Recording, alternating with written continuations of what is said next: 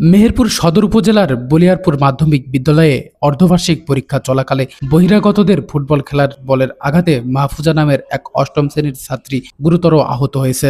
তার অবস্থা বর্তমানে আশঙ্কাজনক। আহত মাহফুজা বলিয়ারপুর গ্রামের মিনারুল ইসলামের মেয়ে। স্থানীয় ও বিদ্যালয় সূত্রে জানা গেছে, গত 13 জুলাই দুপুর 1টার দিকে বিদ্যালয়ে অর্ধবার্ষিক পরীক্ষা চলছিল। এ সময় একদল বহিরাগত যুবক বিদ্যালয় মাঠে ফুটবল খেলা শুরু করে। পরীক্ষা শেষে ছাত্রছাত্রীরা যখন ক্লাসরুম থেকে বের হচ্ছিল, তখন একটি দ্রুতগতির ফুটবল উড়ে এসে সরাসরি মাহফুজার মাথায় লাগে। বলের আঘাতে সে তাৎক্ষণিকভাবে জ্ঞান হারিয়ে মাটিতে লুটিয়ে পড়ে।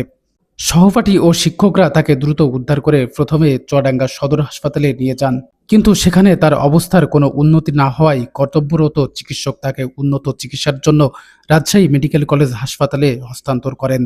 বিদ্যালয়ের শিক্ষার্থীরাও স্কুল চলাকালীন বহিরাগতদের প্রবেশ সম্পূর্ণ নিষিদ্ধ করার দাবি জানিয়েছেন। বহিরাগত বাইরের যেসব ছেলেপেলে আছে তারা বিদ্যালয়ে এসে একটি বিশৃঙ্খলার সৃষ্টি করে। তারা স্কুলের যে নিষেধ আছে সেটা অনেক সময় মানে না এবং তারা নিজেদেরই অনেক বড় মনে করে। তাদের কারণেই এই বিশৃঙ্খলার সৃষ্টি হয়। আমাদের স্কুলের একজন শিক্ষার্থী রয়েছে যার নাম মাহফুজা, সে অষ্টম শ্রেণীর শিক্ষার্থী। সে পরীক্ষা দিয়ে বাসায় যাচ্ছিল। বাসায় যাওয়ার সময় এই ফিল্ডে বাইরের ওইসব ছেলেপেলে এসে খেলা খেলছিল এবং তাদের বলের কারণেই তার কানে আঘাত লাগে এবং সে একটি বড় আঘাতপ্রাপ্ত হয় এবং যার কারণে সে এখন রাজশাহীতে ভর্তি আছে।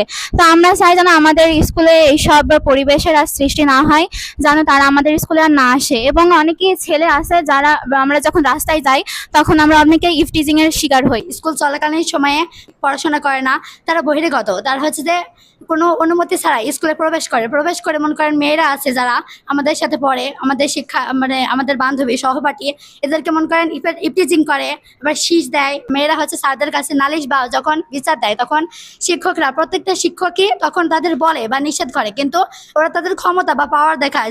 অন্য যে বেয়ারা ছেলেপেলে আছে এগুলো কেন ঢুকবে আমাদের বান্ধবীদের বা সহপাঠীদের? কেন ওরা ইফটিজিং করবে? কেন খারাপ কথা বলবে? বহিরাগত যে ছেলেপেলে আছে তারা এখানে খেলা খেলছিল স্কুলের প্রাঙ্গণে, কেন ওরা বাইরের ছেলেপেলে আমাদের স্কুলের প্রাঙ্গণে কেন খেলা খেলবে?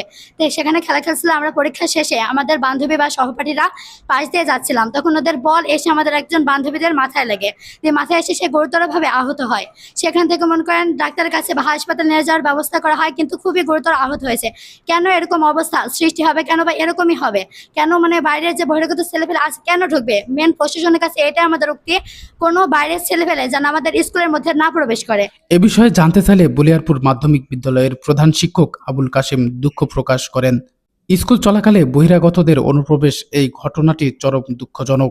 আমরা বিষয়টি স্থানীয় অভিভাবকদের জানিয়েছি। আমার মেয়ে স্কুলে পরীক্ষা দিয়ে যায়, পরীক্ষা দিয়ে বেরোইছে, ওরা খেলা খেলছিল বাইরের ছেলেপেলে। পরীক্ষা দিয়ে বেড়াইছে, 3-4 জন একসঙ্গে আসছে আমার মেয়েরা, আর ওই বল যেই আমার মেয়ের মাথায় পড়ি অসুস্থ হয়ে যায়। আরও 2-3টি মেয়ে পাজাকে ধরি বাড়ি নিয়ে আসে। বাড়ি নিয়ে এসে আমাদের বাড়ির কাছে একটা ডাক্তার আছে, পাঞ্জাব ডাক্তার বলি, তাকে ডেকে নিয়ে আসি, নিয়ে চিকিৎসা দিই, সারে না। তারপরে চুয়াডাঙ্গায় নিয়ে যাই, চুয়াডাঙ্গায় নিয়ে গিয়ে হসপিটালে ভর্তি করি, সেখান থেকে কমেনি। কালকে রাত্রিতে অ্যাম্বুলেন্স করি রাজশাহী পপুলারদের কাছে ভর্তি দিই। সেখানে এ পর্যন্ত এখনো কমেনি। তারপরে রাজশাহী মেডিকেলে ভর্তি করলাম। এখন বর্তমান রাজশাহী মেডিকেলে ভর্তি হয়েছে। সমস্যা হয়েছে কিছু খাইতে পারছে না, বমি হয়েছে, আর এই জায়গাটায় জ্বলি যাইছে আর সিঁড়িক পাড়ছে, যন্ত্রণা সিঁড়িক পাড়ছে। ছেলেরা এসে আমাকে প্রশ্ন করছে যে আপনার মেয়ে মাহফুজা, এটা আমরা জানিনি। আমার মেয়ে মাহফুজা না হোক, আপনার বোন হোক, না হয় ওই আমার গ্রামের এক মুসির মেয়ে হোক, তোমাদের কর্তব্য ছিল মেয়েটাকে তুইলি গাড়িতে নিয়ে এসে আমার বাড়ি পৌঁছে দেওয়া উচিত ছিল। তারপরে তাহলে আমি জানতাম যে না, এটা অ্যাক্সিডেন্ট হয়ে গেছে, হইতেই পারে অ্যাক্সিডেন্ট, রাস্তাঘাটও হয়, খেলার মাধ্যমেও হইতে পারে, কিন্তু সেটা না, ওরা আরো কিছু অঙ্গুর মেজাজ দেখায়। হ্যাঁ, তারা আরো অঙ্গুর মেজাজ দেখায়। বলিয়ারপুর পুলিশ ক্যাম্পের ইনচার্জ নাসিরউদ্দিন জানান, তিনি ঘটনাটি শুনেছেন, লিখিত অভিযোগ পেলে আইনগত ব্যবস্থা নেওয়া হবে। উপজেলা মাধ্যমিক শিক্ষা অফিসার মনিরুল ইসলাম বলেন, বিষয়টি আমি জেনেছি। বিদ্যালয় কর্তৃপক্ষকে আহত ছাত্রীর সার্বক্ষণিক খোঁজখবর ও চিকিৎসার সহযোগিতার জন্য নির্দেশ দেওয়া হয়েছে। জাহিদুল ইসলাম, মানবতার চোখ, মেহেরপুর।